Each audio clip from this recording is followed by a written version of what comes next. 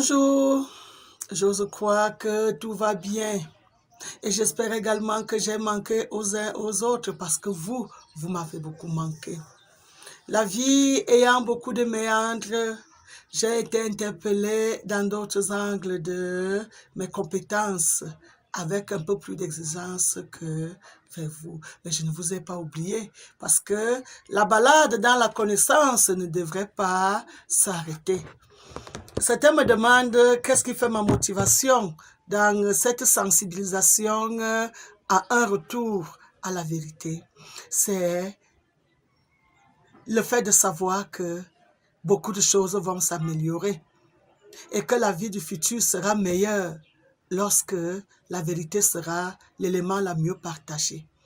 Parce que lorsque on sait que la vérité est une association entre la connaissance et le savoir, et que la vérité a franchi. Elle a franchi de quoi? Elle nous guérit de l'ignorance, elle nous guérit de la paresse, elle nous guérit de l'idolâtrie, elle nous guérit du dogmatisme, elle nous guérit de la stupidité. La vérité nous guérit même de l'hypocrisie. Elle nous redonne un moral haut. Connaissant ce que c'est que le moral, lorsque le moral est bien ancré dans notre âme, nous devenons donc des invincibles. Tellement les réalités de la vie nous interpellent qu'on a besoin d'être bien fort.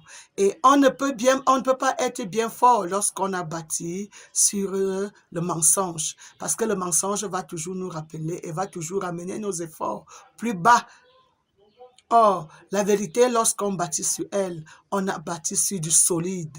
Sachant où on va, étant bien avisé, on saura prendre les précautions pour évoluer. C'est ainsi que Maman Sagesse, le Dieu qui nous a créés, qui est le socle de toute vérité, parce que c'est lui qui a fait que tout soit. Et la vérité étant définie souvent par moi-même comme ce mouvement ininterrompu dans lequel passé, présent et futur se bousculent, Dieu seul étant la vérité. Nous avons besoin que dans notre futur, que les choses puissent mieux s'appréhender, et quand c'est bien appréhendé, on saura trouver des solutions qui vaillent. Et ce n'est pas bon que dans le moral, on soit alimenté par le mensonge et que dans la vie réelle, que la vérité nous écrase comme elle est en train de nous écraser sur la planète Terre. Aujourd'hui, je vais un peu me balader dans une petite lecture qui va nous réveiller. Le titre de la petite lecture, c'est « Si les abeilles disparaissaient, l'homme n'aurait plus que 4 années à vivre. » D'une manière lapidaire, Albert Einstein a très bien résumé la fonction de la biodiversité. De fait, sans abeilles, il n'y aurait presque plus de pollinisation des plantes sauvages. Le rendement agricole s'effondrerait et la famine ferait des ravages. Sur Terre, toutes les espèces vivantes sont liées plus ou moins directement. Les plantes ont besoin des abeilles pour se reproduire, qui elles-mêmes ont besoin d'eau et des bactéries pour tirer leur substance du sol, qui ne serait pas assez aéré sans les vers de terre. Et l'homme a besoin des plantes dont des vers de terre. Du coup, la biodiversité n'apparaît plus comme un luxe nostalgique du jardin d'Éden et visiteur des eaux aux yeux des scientifiques, d'un nombre croissant d'industriels et pour les habitudes du pays qui deviennent la plus grande part. Elle semble être un facteur de l'équilibre de la vie sur Terre et une source de richesse qu'il faut entretenir comme un précieux garde-manger de l'humanité. Ainsi qu'un insondable réservoir de gènes et de molécules thérapeutiques. D'où l'idée qu'il faut en mesurer l'état de santé, étudier les menaces qui pèsent sur elle et inventer les solutions durables. Je parle de la biodiversité. diversité. Voilà. Qu'est-ce que cette petite lecture peut nous apporter dans notre balade dans le savoir?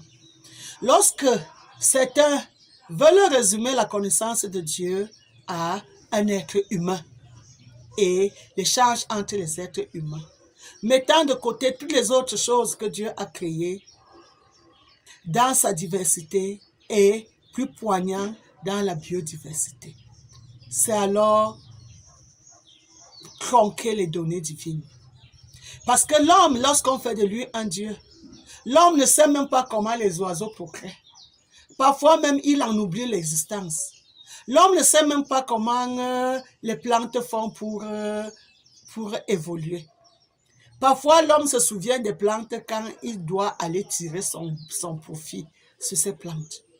L'homme ne se soucie même pas d'ailleurs quand les fourmis apparaissent quelque part. L'homme cherche le poison qui va détruire ces fourmis. Quand les abeilles passent, l'homme cherche vite un baume qui va les tuer.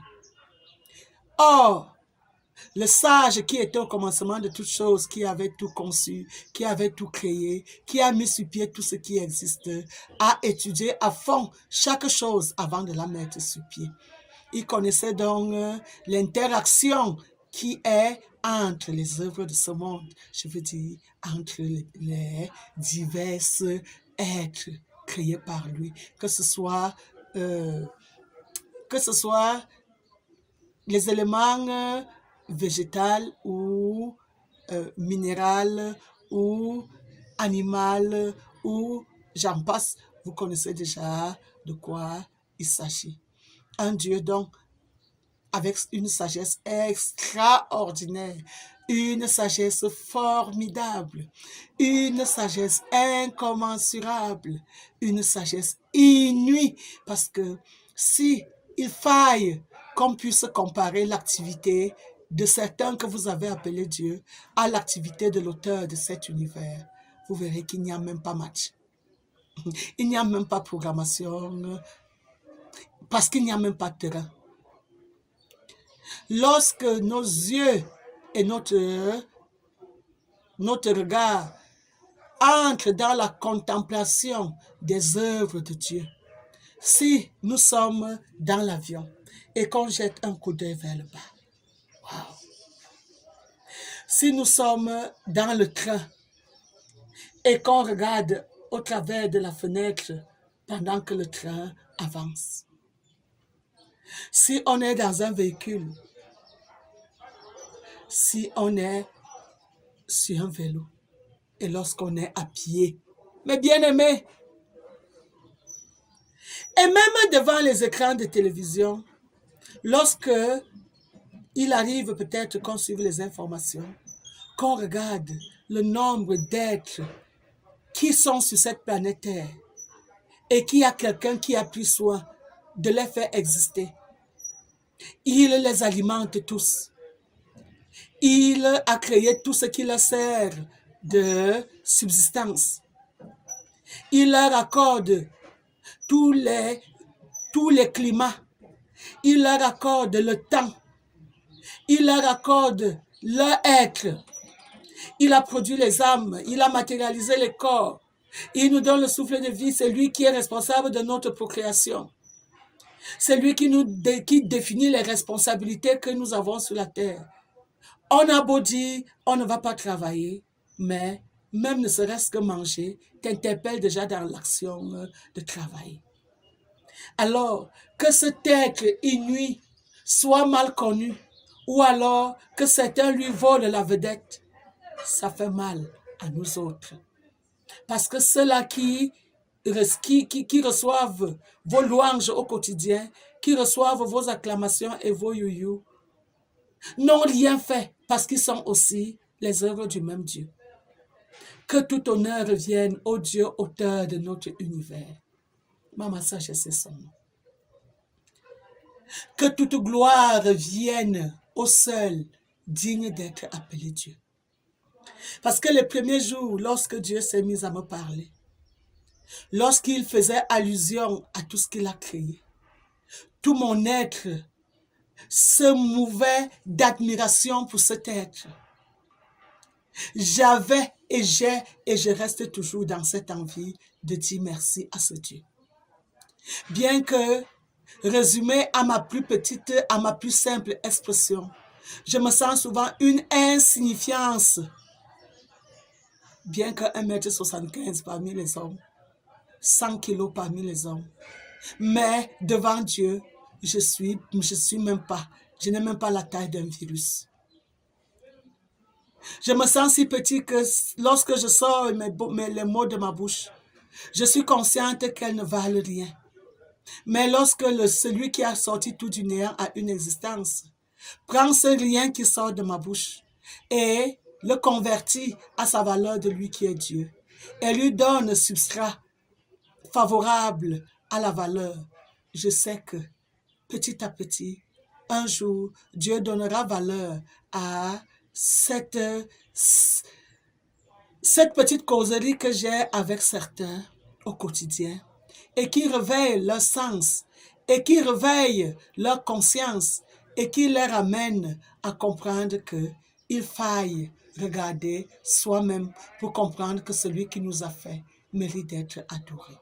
Pas celui qui a été utilisé. Nos parents ont été utilisés pour qu'on soit fait, mais je parle du Dieu qui a choisi nos parents et qui nous a mis sur pied et qui nous accorde la préciosité appelée la vie et qui connaît d'où nous sortons en tant qu'âme, qu'est-ce que nous sommes venus faire en tant qu'être et qu'est-ce que lui, il attend de nous en tant que celui qui a investi, celui qui a initié et celui qui sait qui a la responsabilité de notre présence sur terre. Oui, Maman Sagesse est son nom.